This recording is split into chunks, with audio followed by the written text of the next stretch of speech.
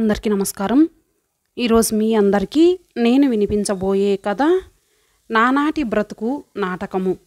రచయిత doctor M Sugunarao గారు. ఇక కథలోకి వెళితే, స్టార్ట్, యాక్షన్, కెమెరా అనే మాటలు గట్టిగా వినిపించాయి. అది హైదరాబాదులోని ఒక ఫిల్మ్ స్టూడియో.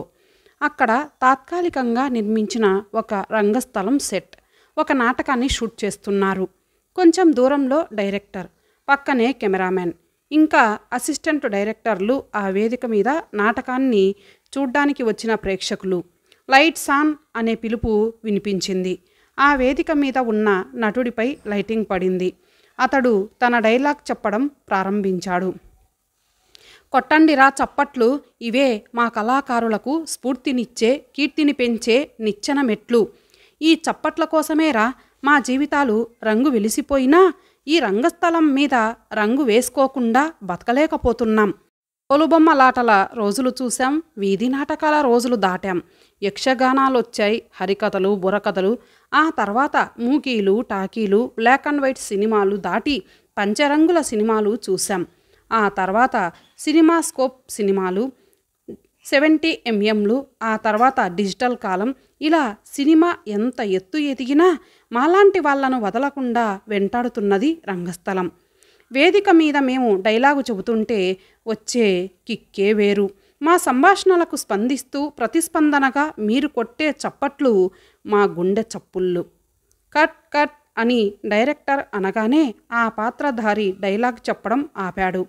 సింగిల్ టేక్లో ఆ సీన్ ఓకే అయినందుకు ఆ నటుడిని అభినందిస్తూ ఆ ఆవరణంతా చప్పట్ల వర్షం కురిసింది. ఆ నాటకం సెట్టింగులోని ప్రేక్షకుల్లో కూర్చున్న ఒక అబ్బాయి 25 వయసులోపు ఉంటుందేమో, మంచి డ్రెస్ వేసుకున్నాడు, కాళ్లకు మెరుస్తున్న బూట్లు. అప్పటికే ఆ షూటింగ్కి పేకప్ చెప్పిన డైరెక్టర్, ఆ సినిమా యూనిట్ సిబ్బంది లంచ్ బ్రేక్ కోసం ఆ ఆవరణ విడిచిపెట్టారు.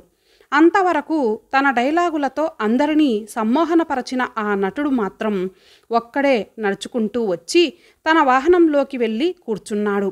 ఆ కుర్రవాడు పరిగెత్తుకుంటూ ఆ నటుడు వెంట పడ్డాడు. సార్ నమస్కారం, మీరు గోవర్ధన గారు కదా అన్నాడు ఆ అబ్బాయి. అవును బాబు, మీరు ఎవరు అన్నాడు తన కారులో కూర్చుంటూ. నేను మీ అభిమానిని, నా పేరు రాఘవ అన్నాడు. రండి, ఎండగా ఉంది, కారులో కూర్చుందాం అంటూ ఆ నటుడు బ్యాక్ డోర్ తెరిచి తను కూర్చొని ఆ అబ్బాయిని కూర్చోబెట్టాడు. రాఘవ అతని వంక పరిశీలనగా చూస్తూ ఉండిపోయాడు. చాలా సంతోషం, నన్ను గుర్తించే వాళ్ళు చాలా తక్కువ. ఈ మధ్యనే 5 ఏళ్ల క్రితం నేను సినిమా నటుడిగా వెండితెరపైకి వచ్చాను, నా 50 ఏళ్ల వయసులో అన్నాడతను. అవును సార్, ఈ 5 సంవత్సరాల్లోనూ మీరు నటించిన సినిమాలు చూశాను. ప్రతి సినిమాలోనూ వైవిధ్యమైన పాత్రలు మీరు పోషిస్తున్నారు. ఏ సినిమాలోనూ మీరు నటించినట్టు అనిపించలేదు నాకు. మిమ్మల్ని చూసి ఈ షూటింగ్లో ఎవరో అనుకున్నాను, అసలు పోలికే లేదు అన్నాడు ఆ అబ్బాయి చిన్నగా నవ్వి. ఇంతకీ మీరు షూటింగ్ చూడ్డానికి వచ్చారా అన్నాడు గోవర్ధనం. షూటింగ్ చూడ్డానికే కాదు, సినిమాలో అవకాశం కోసం ప్రయత్నిస్తున్నాను సార్ అన్నాడు రాఘవ. గోవర్ధనం ఆ కుర్రాడి వంక తేరిపారా చూసి, చాలా చిన్న వయసులో ఉన్నావు, సినిమాలేమిటి, ఉద్యోగం చూసుకొని స్థిరపడవలసిన వయసు కదా అన్నాడు. చదువు అయిపోయింది సార్, కొంతకాలం సినిమాల్లో నటించడానికి ప్రయత్నం చేస్తాను, సక్సెస్ అయితే ఉంటాను, లేకపోతే వెళ్ళిపోతాను అన్నాడు ఆ అబ్బాయి దృఢంగా. ఇది లంచ్ బ్రేక్ కదా, భోంచేశావా అన్నాడతను. లేదు సార్, వెళ్ళాలి, మీరు వెళ్ళిపోతారేమోనని పరిగెత్తుకుంటూ వచ్చాను అన్నాడు. నేను ఈరోజు ఉపవాసం, ఈ రోజంతా పండ్లు మాత్రమే తింటాను అంటూ తన పక్కనున్న సంచిలోంచి అరటి పండ్లు తీసి ఆ అబ్బాయికిచ్చి తను తీసుకున్నాడు. ఇప్పుడు చెప్పు, నీకు సినిమాల్లో నటించాలని ఎందుకనిపించింది అన్నాడు.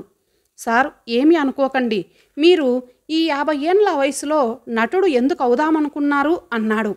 గోవర్ధనం గట్టిగా నవ్వి రాఘవ వీపు చరిచి, భలే ప్రశ్న వేశావు, జీవితం చాలా భాగం గడిచిపోయిన ఈ మధ్య వయసులో రంగస్థలాన్ని వదిలి వెండితెర మీద కాళ్ళు పెట్టడానికి కారణం భుక్తి కోసం అన్నాడతను. ఆ మాటలకు వెంటనే రాఘవ, మీకు రంగస్థలం ద్వారా భుక్తి గడవలేదా మాస్టారు అన్నాడు. గోవర్ధనం, నా సంగతి చెప్పాలంటే ఆ చరిత్ర నీకు విప్పాలంటే చాలా టైం పడుతుంది. నువ్వు ఓపికగా వింటానంటే చెబుతాను అన్నాడు తన సీట్లో వెనక్కి వాలి. చెప్పండి సార్, నేను 1 సంవత్సరం నుండి ఈ స్టూడియోల చుట్టూ వేషాల కోసం తిరుగుతున్నాను. నన్ను పలకరించే వాళ్ళే లేరు. మీరు మాత్రం నన్ను పిలిచి దగ్గర కూర్చోబెట్టుకొని నేనడిగే పిచ్చి ప్రశ్నలకు కోప్పడకుండా సమాధానం చెబుతున్నారు అన్నాడు రాఘవ. గోవర్ధనం అతడి భుజం నిమిరి, నీ వయసప్పటి నుండి నేను ముఖానికి రంగు వేసుకుంటున్నాను ఒక స్టేజీ నటుడుగా. మా కుటుంబం కళాకారుల కుటుంబం. మా అమ్మా నాన్న కూడా స్టేజీ ఆర్టిస్టులే. పండుగలకి పల్లెటూరులో అనేక పౌరాణిక నాటకాలు వేసేవాళ్ళం.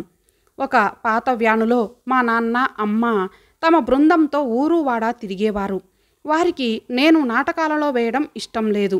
అందుకే నన్ను చదువుకోమని చెప్పేవారు. అలా నేను డిగ్రీ పూర్తి చేశాను. ఉద్యోగ ప్రయత్నాలు చేసినా నేను చదివిన BA డిగ్రీకి ఏ ఉద్యోగమూ దొరకలేదు. అప్పుడు నేను రంగు వేసుకోక తప్పలేదు. మా నాన్న అమ్మలకు కూడా అయిష్టంగానే నన్ను స్టేజ్ మీద ఆర్టిస్టును చేశారు. అలా నా రంగస్థల యాత్ర మొదలయ్యింది. మా జీవితాలు ఎదుగు బొదుగు లేకుండానే సాగేవి. అయినా ఏదో ఉత్సాహం, శుభ్రంగా బట్టలు లేకపోయినా, వేలకు తిండి లేకపోయినా రంగు వేసుకొని స్టేజి ఎక్కగానే ప్రపంచాన్ని జయించినంత ఉత్సాహం ఉండేది. అలా రోజులు గడిచాయి. సంవత్సరాలయ్యాయి. నాకు పెళ్ళయింది. మా బంధువుల అమ్మాయినే పెళ్లి చేసుకున్నాను. నాకు 2 పిల్లలు పుట్టారు. వృద్ధులైన నా తల్లిదండ్రులు ఇక నాటకాలు వేయలేని దశకు వచ్చేశారు. మా నాటకం బృందం సభ్యులు కూడా సినిమాల్లో వేషాల కోసం ప్రయత్నాలు మొదలుపెట్టారు. కొంతమంది టీవీ వైపు దారి మళ్లించారు. నాకెందుకో నాటకాలను వదలాలి అనిపించలేక మెల్లగా నాటకాన్ని నమ్ముకుంటూ ఆ చాలీ చాలని సంపాదనతో ఒడిదుడుకులతోనే జీవితాన్ని సాగించేవాణ్ణి. నాకు 2 కూతుళ్ళు.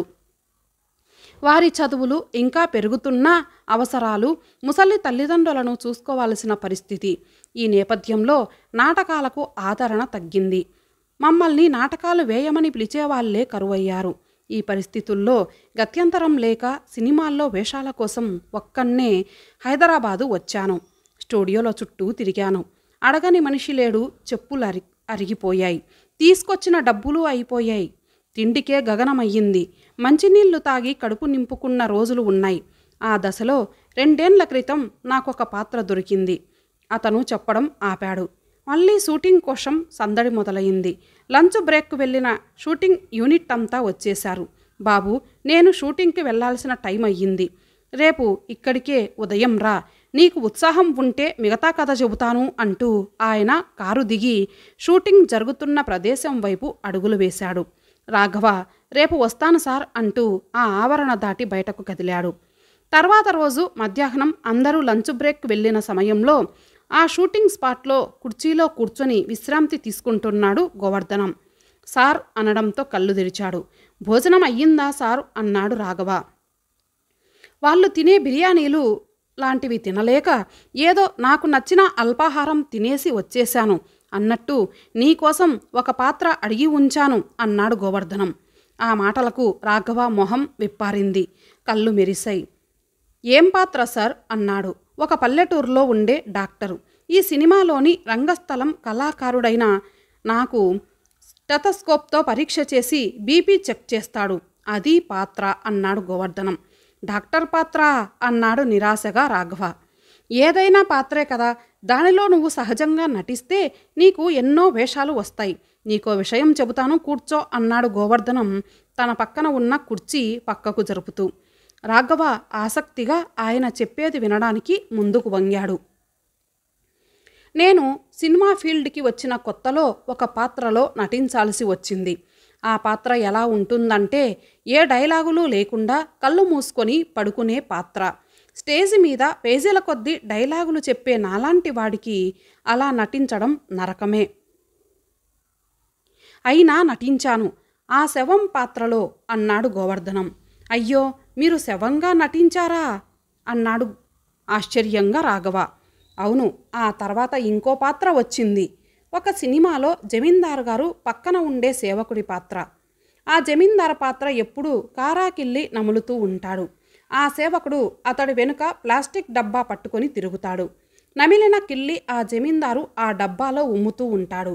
ఆ సేవకుడి పాత్రకు నాకు డైలాగులు లేవు. ఆ ప్లాస్టిక్ డబ్బా పట్టుకొని జమీందారు వెనుక తిరగడమే నా పని. ఒక సీనులో ఆ సేవకుడు ప్లాస్టిక్ డబ్బా ఎక్కడో పెట్టి మర్చిపోతాడు. ఆ జమీందారు నమిలిన కిల్లీని ఎక్కడ ఉమ్మాలో తెలియక ఆ సేవకుడి వంక కోపంగా చూస్తాడు. గబుక్కున ఆ సేవకుడు ఆ జమీందారు నోటి దగ్గర తన దోసిలి పడతాడు. వెంటనే జమీందారు ఏమాత్రం మొహమాటం పడకుండా నోట్లో నమిలిన ఆ పదార్థాన్ని ఆ సేవకుడి దోసిట్లో ఊస్తాడు. సహజత్వం కోసం డైరెక్టర్ ఆ సీను అలాగే చేయమన్నాడు. ఆ జమీందారు పాత్రలో నటించిన పెద్దాయన నాకు సారీ చెప్పి నా దోసిట్లో తను నమిలిన కారా కిల్లి ఉమ్మేశాడు. గోవర్ధనం చెప్పడం ఆపాడు. మై గాడ్ అంటూ తల పట్టుకున్నాడు రాఘవ. అవును, నాకు ఆ సమయంలో ఆ సీను చేయడం అసహ్యం అనిపించలేదు. నిజ జీవితంలో నా కూతుళ్లను పోషించాల్సిన నా తండ్రి పాత్ర గుర్తుకొచ్చింది.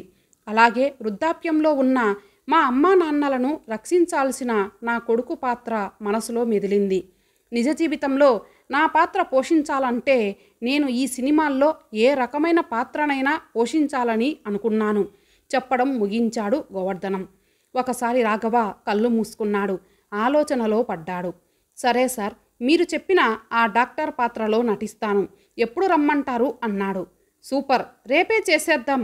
ఆ సీన్లో నువ్వు నేను ఇద్దరమే పాత్రధారులం. నాకు పరీక్ష చేసే డాక్టర్వి నువ్వే. ఒకసారి ఏదైనా ఆసుపత్రికి వెళ్ళి డాక్టర్లు ఏ విధంగా పరీక్ష చేస్తారో చూసిరా. ఈ సినిమా డైరెక్టర్ గారితో చెప్పి ఈ వేషం రేపు నీతో వేయిస్తాను అన్నాడు గోవర్ధనం. అతనికి షూటింగ్ స్పాట్కి రమ్మని పిలుపు రావడంతో అక్కడి నుండి కదిలాడు గోవర్ధనం. రాఘవ అక్కడ నుంచి బయటకు నడిచాడు. మర్నాడు ఉదయం రాఘవ ఆ షూటింగ్ స్పాట్కి చేరుకున్నాడు. అక్కడ సినిమా డైరెక్టర్, కెమెరామెన్ ఇంకా ఆ సినిమాకు చెందిన అసిస్టెంట్ డైరెక్టర్లు గుమిగూడి కనిపించారు. ఏదో సీను గురించి సీరియస్గా డిస్కస్ చేస్తున్నారు. వచ్చేశాను సార్ అన్నాడు రాఘవ వారితో బిజీగా మాట్లాడుతున్న గోవర్ధనం వంక చూసి. గోవర్ధనం తన పక్కనున్న సినిమా డైరెక్టర్ వైపు చూసి ఈ కుర్రవాడే సార్ డాక్టర్ పాత్ర వెయ్యబోయే వ్యక్తి అన్నాడు. సరే చేసేద్దాం, కాస్ట్యూమ్స్ మార్చుకోండి అన్నాడు డైరెక్టర్ రాఘవ వంక పైనుండి కిందకు పరీక్షగా చూసి. ఇంతలో అసిస్టెంట్ డైరెక్టర్ పరిగెత్తుకుంటూ వచ్చి ఒక బ్యాగ్ అందించాడు. ఆ బ్యాగులో ఉన్న పొడుగు చేతుల ఫ్రమ్ తొడుక్కున్నాడు. ఆ సంచిలో ఉన్న స్టెథోస్కోప్ మెడలో వేసుకున్నాడు. ఇంకా ఆ బ్యాగులో నుండి బీపీ ఆపరేటర్ను బయటకు తీశాడు. డాక్టర్ వేషం వేసుకున్న రాఘవను చూసి డైరెక్టర్ సూపర్, బాగుంది అన్నాడు సంతృప్తిగా. షాట్ రెడీ చేయండి, ఏం చేయాలో ఈ కుర్రవాడికి చెప్పండి అంటూ తన ల్యాప్టాప్లోకి తలదూర్చాడు. అసిస్టెంట్ డైరెక్టర్ రాఘవ వంక తిరిగి ఈ గోవర్ధనం గారిని పరీక్షించి వారికి బీపీ చెక్ చేసి మీ ఆరోగ్యం బాగుంది అని చెప్పాలి అన్నాడు. వెంటనే రాఘవ చేసేస్తాను సార్ అన్నాడు. అసిస్టెంట్ డైరెక్టర్ ఆ సీను కోసం అన్ని ఏర్పాట్లు చేసి డైరెక్టర్ వైపు తిరిగి షాట్ రెడీ సార్ అన్నాడు. స్టార్ట్, కెమెరా, యాక్షన్ అన్నాడు డైరెక్టర్. రాఘవ గోవర్ధనం ఛాతి మీద స్టెథోస్కోప్ ఉంచి బీపీ ఆపరేటర్ భుజానికి కట్టి అతని నాడిని పరీక్షిస్తూ స్టెథోస్కోప్తో గుండె స్పందన వింటూ అసిస్టెంట్ డైరెక్టర్ తనకు ఇచ్చిన డైలాగు టకాటకా చెప్పేశాడు. శభాష్, భలే చేశారు, చాలా సహజంగా ఉంది అన్నాడు డైరెక్టర్ మెచ్చుకోలుగా చూసి. పేకప్ అంటూ డైరెక్టర్ తర్వాత సెట్టింగు రెడీ చేయమని అసిస్టెంట్ డైరెక్టర్కి పురమాయించాడు. గోవర్ధనం రాఘవ భుజం మీద చేయి వేసి ముందుకు నడుస్తూ చాలా సహజంగా ఒక డాక్టర్ లాగా చేసేశావు. నేను చెప్పినట్టు ఏదైనా ఆసుపత్రికి వెళ్ళి చూసావా అన్నాడు. ఏదైనా ఆసుపత్రికి వెళ్ళి చూడాల్సిన అవసరం లేదు నాకు అంటూ ఆగాడు. అంటే అర్థం కానట్టు చూశాడు. నేను డాక్టర్ని సార్ అన్నాడు రాఘవ. నిజమా అంటూ మళ్ళీ రెట్టించి అడిగాడు గోవర్ధనం. అవును సార్, ఎంబీబీఎస్ చదివిన డాక్టర్ని అన్నాడు రాఘవ వినయంగా. చాలామంది డాక్టర్లు అవుదామని యాక్టర్లు అయిన వారు ఉన్నారు, కానీ నువ్వు డాక్టర్ అయ్యి యాక్టర్ అవుదామనుకుంటున్నావు అన్నాడు గోవర్ధనం. అవును అంతే సార్, డాక్టర్కి యాక్టర్కి చాలా సంబంధం ఉంది. అంటే అర్థం కానట్టు చూశాడు గోవర్ధనం. అక్కడ డాక్టర్ థియేటర్లో ఆపరేషన్ చేస్తాడు, ఇక్కడ మీ సినిమా వాళ్ళు థియేటర్లో సినిమా చూపిస్తారు. డాక్టర్ అక్కడ కట్ చేసేస్తాడు, డైరెక్టర్ ఇక్కడ కట్ అంటాడు. అక్కడ ఆపరేషన్ చేసేటప్పుడు మత్తుమందు ఇస్తారు, ఇక్కడ ప్రేక్షకుల్ని మత్తులోకి దింపేలా సినిమా తీస్తారు. అక్కడ ల్యాబ్ ఉంటుంది, ఇక్కడ ల్యాబ్లో నుండి సినిమా బయటకు వస్తుంది. నీలో చాలా విషయం ఉందే, నువ్వు డైలాగ్ రైటర్గా కూడా పనికొస్తావు అన్నాడు నవ్వుతూ. ఇదంతా నేను చెప్పింది కాదు సార్, మోకాల ఆపరేషన్లు చేసే ఒక పెద్ద డాక్టర్ గారు సెలవిచ్చారు. నేను ఇంకా దీనిని పొడిగిస్తున్నాను. ఇంకా చెప్పమంటారా? ఇక్కడ చూపించేది సినిమా రీలు, అక్కడ డాక్టర్లు చూపించేది రియల్ జీవితం, దేవుడు చూపించే సినిమా. గోవర్ధనం పకపకా నవ్వుతూ, నువ్వు మా డైరెక్టర్ గారికి నచ్చేశావు, నీకింకా చిన్నా చితక వేషాలు దొరుకుతాయి, నీ కల నెరవేరుతుంది అన్నాడు. ధన్యవాదాలు సార్, అయితే నేను మా ఇంటికి వెళ్ళిపోతున్నాను. ఇంకా సినిమా వేషాల కోసం ప్రయత్నం చేయను. మీరు నాతో వేయించిన డాక్టర్ వేషం మొదటిది మరియు చివరిది కూడా కావచ్చు అన్నాడు తలొంచుకొని. అయ్యో, ఏమిటా నిర్ణయం? ఎంతో ఆశగా స్టూడియోల చుట్టూ తిరిగినవాడివి, అందరి కాళ్ళ వేళ్ళ పడినవాడివి అన్నాడు గోవర్ధనం అతని వంక ఆశ్చర్యంగా చూస్తూ. రాఘవ ఆయన కళ్ళలోకి సూటిగా చూస్తూ, మీరు నాతో ఒక మాట అన్నారు, జీవితంలో మీరు పోషించాల్సిన పాత్రలకు న్యాయం చేయడం కోసం సినిమాల్లో ఏ రకమైన పాత్రనైనా పోషించడానికి సిద్ధపడ్డానని చెప్పారు. మీరు చేస్తుంది న్యాయమే సార్.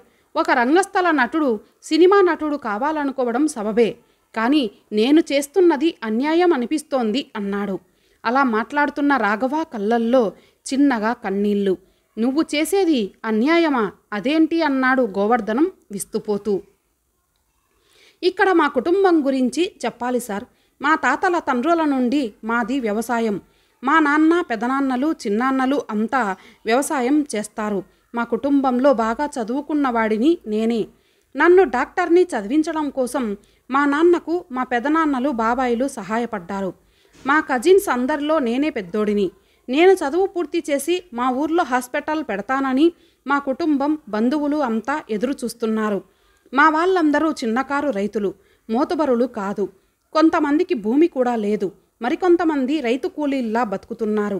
అలాగే నన్ను అన్నా అని పిలిచే చెల్లెళ్ళు ఉన్నారు, అబ్బాయి అని పిలిచే బాబాయిలు, పెదనాన్నలు ఉన్నారు.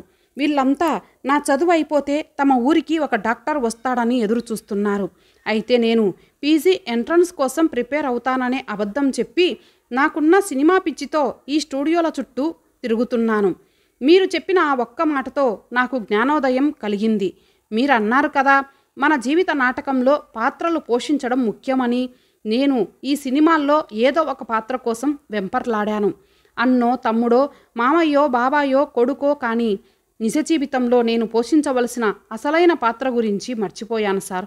మీరు నా కళ్ళు తెరిపించారు అంటూ గోవర్ధనంకి 2 చేతులు జోడించి ఆ అబ్బాయి అక్కడి నుండి మెల్లగా అడుగులు వేస్తూ ముందుకు సాగుతుంటే ఆ మాటలు విన్న గోవర్ధనం, ఆ చుట్టుపక్కల ఉన్న సినిమా సిబ్బంది, షూటింగ్ చూడ్డానికి వచ్చిన ప్రేక్షకులు ఆశ్చర్యపోతూ, విస్మయం చెందుతూ రాబోతున్న సినిమా అవకాశాలని కాదని వెళ్ళిపోతున్న ఆ కుర్రవాడి వంకే చూస్తూ ఉండిపోయారు.